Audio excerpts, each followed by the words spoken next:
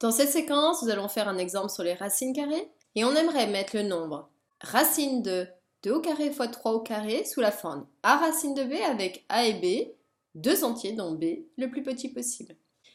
Donc la première question à se poser est savoir quelle action est prioritaire. Qu'est-ce que j'ai le droit de faire en premier?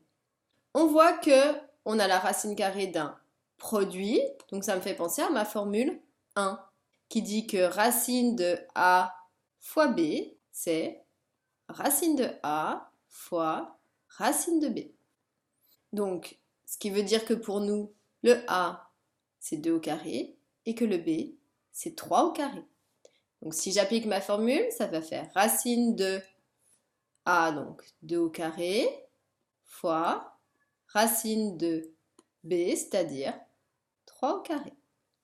On pense toujours à simplifier. Qu'est-ce qui est simplifiable? Eh bien, racine de 2 au carré, on se souvient, le carré et la racine, ce sont des actions qui s'annulent. Donc ça veut dire qu'en plus, comme 2 est positif, c'est juste 2.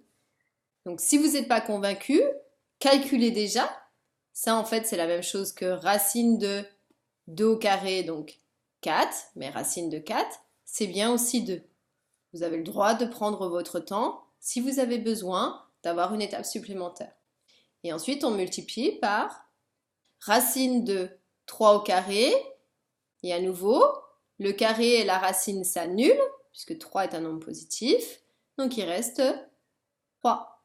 Même remarque, si besoin, passez en calculant.